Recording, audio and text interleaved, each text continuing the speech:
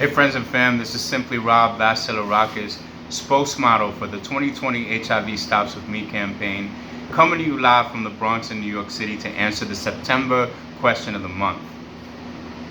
How do you feel that television and film has portrayed the stories of people living with HIV?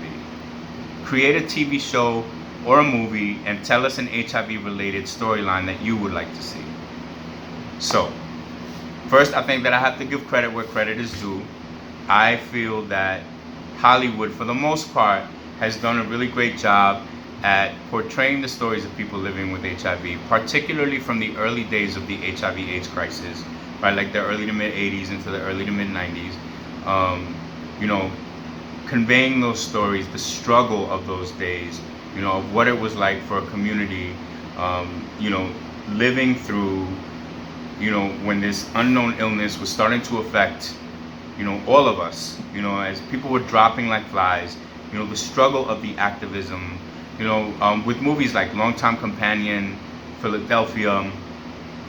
There's a documentary called How to Survive a Plague that centers around the activism of ACT UP, as they fought back against a government and an administration that did not want to put any energy or any money into, HIV and AIDS research or funding, So yeah, and then like really amazing plays that turned into movies like Angels in America or The Normal Heart, which also deals with that time period of the early 80s.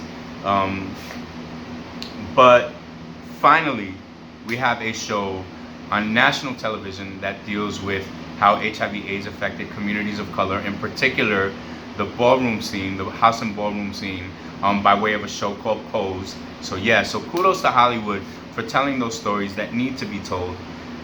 But what I would like to see in a present day HIV-related storyline is, things that are more reflective of present day.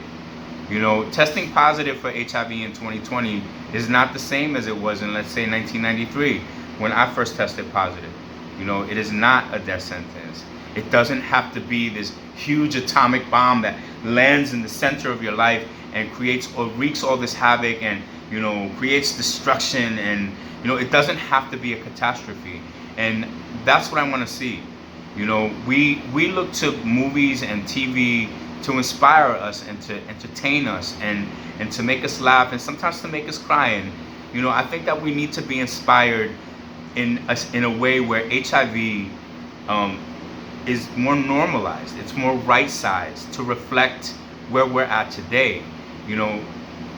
The stories of our history, of where we come from, the early AIDS, into, more recent times, they still need to be told, right? But if we continue to perpetuate the story if we get stuck in a time when HIV was a complete and total catastrophe, it does not communicate to the general public that an HIV diagnosis, an HIV positive diagnosis, could be parallel to a diabetes diagnosis, and both are potentially life-threatening.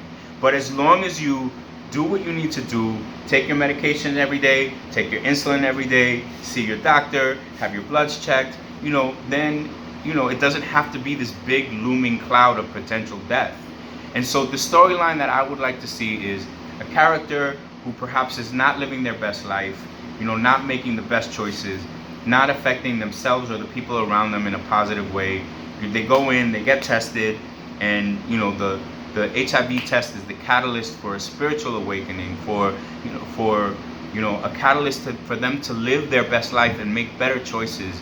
And throwing some action in there, some comedy, some romance, because there's love after an HIV diagnosis, even when it comes in the form of a person living with HIV. So yeah, so let's see the love stories. Let's see the action films where HIV is not the big bad monster.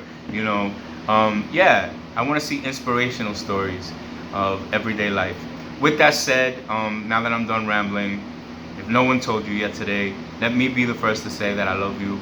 And wherever you are, within the sound of my voice, within the reach of this video, may you be surrounded by love and happiness and inspiration. Peace.